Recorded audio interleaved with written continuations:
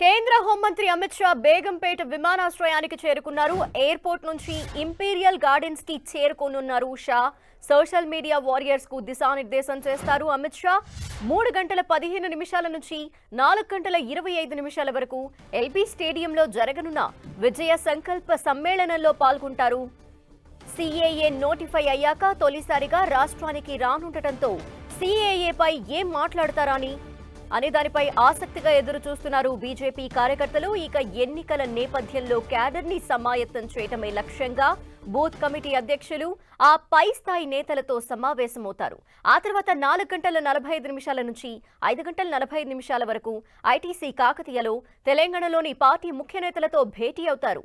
ఇక 6 గంటల 10 నిమిషాలకు బేగంపేట ఎయిర్పోర్ట్ నుంచి తిరుగు ప్రయాణమవుతారు అమిత్ షా.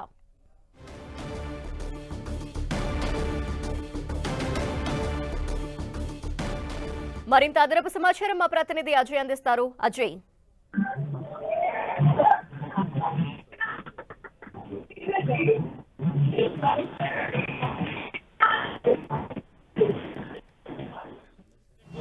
చేరుకొని ఇక్కడ బీజేపీ సోషల్ మీడియా వారియర్స్ తోటైనా సమావేశం కానున్నారు. ఇప్పటికే పెద్ద ఎత్తున రాష్ట్ర వ్యాప్తంగా కూడా సోషల్ మీడియా వారియర్స్ ఇక్కడికి చేరుకున్నటువంటి పరిస్థితి మనం చూసుకోవచ్చు. అయితే ఇక్కడ ఏం చెప్పబోతున్నారు, ఎలాంటి అంశాలపైన దిశానిర్దేశం చేయబోతున్నారు అనేది బీజేపీ అధికార ప్రతినిధి రాణి రుద్రమాదేవి ఉన్నారు. ఏం చెప్పబోతున్నారు ఈ మీటింగ్ ద్వారా?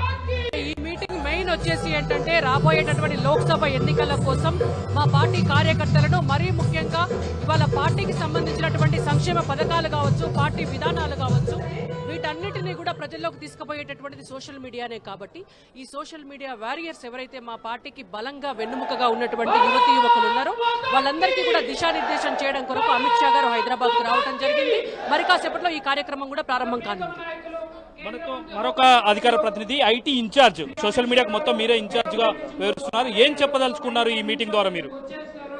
First of all Bharatiya Janata party ప్రధానమంత్రి మోడీ గారు వచ్చిన తర్వాత ప్రజలకి డైరెక్ట్ గా కనెక్ట్ అనేది, సోషల్ మీడియా యూజ్ చేసుకుని ప్రజలతో డైరెక్ట్ గా కనెక్ట్ అవ్వడం అనేది, ఇప్పుడు మీడియాలో మీరు ఎట్లాగో సోషల్ మీడియా వారియర్స్ సోషల్ మీడియాలో అట్లాగే, సో వారికి మన పార్టీ గురించి, నెక్స్ట్ ఎలక్షన్స్ గురించి ఒక డైరెక్షన్ ఇవ్వడము, కాస్త ఎంతూజియాజం నింపడము అనేది జరుగుతుంది. సోషల్ మీడియాలో వాడుకలో బీజేపీ కొంత టాప్ లో ఉంటుంది. 2014లో కూడా సోషల్ మీడియా ద్వారానే బీజేపీ అధికారంలోకి వచ్చిన ఒక చర్చ కూడా ఉంది.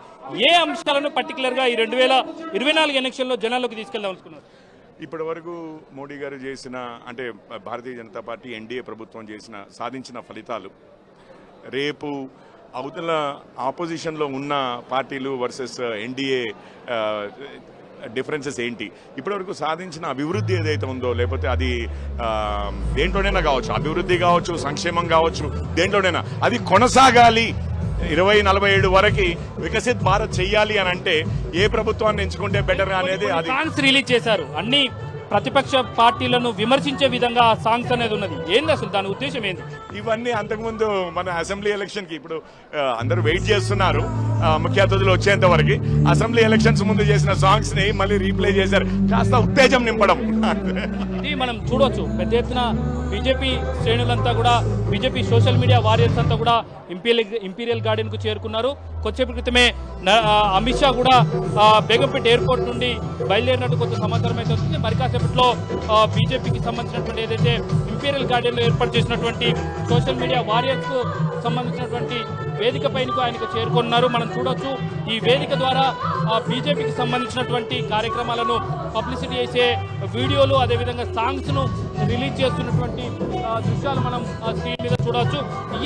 ఇక్కడైతే ఏదైతే రిలీజ్ చేస్తున్నటువంటి వీడియో సాంగ్స్ ఉన్నాయో, ఆడియో సాంగ్స్ ఉన్నాయో, ఈ అంశాలతో పాటు మనం కొద్దిసేపు క్రితం బీజేపీ అధికార ప్రతినిధి ఐటీ సెల్ ఇన్ఛార్జ్ చెప్పినటువంటి అంశాలు, ఏదైతే గత 10 సంవత్సరాలుగా నరేంద్ర మోదీ సాధించినటువంటి విజయాలు, కేంద్ర ప్రభుత్వం తీసుకొచ్చినటువంటి సంక్షేమ పథకాలు, ఇవన్నీ ఏవైతే ఉన్నాయి వీటన్నిటి కూడా ప్రజల్లోకి తీసుకెళ్లడం అనే అంశాలను తీసుకెళ్లడం జరిగింది. మనం కింద స్క్రోల్ అవుతుంది, ఫిర్ ఏక్ బార్ మోదీ సర్కార్ అంటూ కూడా ఒక క్యాంపెయినింగ్ ను వీళ్ళు ముందు నుండి రన్ చేస్తున్నటువంటి పరిస్థితి మనకు కనబడుతుంది.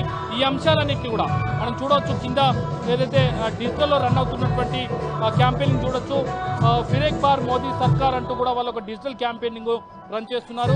ఇప్పటికే కాంగ్రెస్ విమర్శించినటువంటి ఏదైతే అంశాలు ఏవైతే ఉన్నాయో వాటిని కౌంటర్ చేయడం, అదేవిధంగా లల్లు ప్రసాద్ విమర్శించినటువంటి మోదీకి కుటుంబం లేని అంశమే అంటూ కూడా విమర్శన చేయడం జరిగిందో దాన్ని మోదీ కా పరివార్ మేబీ మేరే మేదికా పరివార్ అంటూ కూడా వాళ్ళకి క్యాంపెయినింగ్ స్టార్ట్ చేస్తున్నారు. ఇలాంటి అంశాలన్నిటి కూడా వాళ్ళు ప్రజల్లోకి తీసుకెళ్లాలనే లక్ష్యంతో కూడా ఒక దేశవ్యాప్తంగా కూడా సోషల్ మీడియాకి సంబంధించి యాక్టివ్ చేయదలుచుకున్నారు. అందులో భాగంగానే రాష్ట్రంలో ఉన్నటువంటి తెలంగాణ బీజేపీకి సంబంధించినటువంటి సోషల్ మీడియా వారియర్స్తో వారు ఈరోజు సమావేశాలు పెట్టుకోవడం జరిగింది. అమిత్ షా వారందరూ కూడా ఒక దిశానిర్దేశం చేసి రాష్ట్ర వ్యాప్తంగా చేయాల్సినటువంటి డిజిటల్ క్యాంపెయినింగ్ అయితేనేమి, అదేవిధంగా కేంద్ర ప్రభుత్వం తీసుకొచ్చినటువంటి సంక్షేమ పథకాలు వారు అనుకున్న విషయం ఏదైతే ఉంటుందో దాన్ని వేగంగా నేరుగా పబ్లిక్లకు తీసుకెళ్లడానికి కనెక్టివిటీగా ఈ సోషల్ మీడియాను పెద్ద ఎత్తున వాడుకునేందుకు ఉద్దేశించి కూడా ఈ మీడియాను పెట్టినటువంటి పరిస్థితి. అలాంటి అంశాలపైన కూడా ఈరోజు అమిత్ షా వారందరికీ దిశానిర్దేశం చేయనున్నారు. Thank you.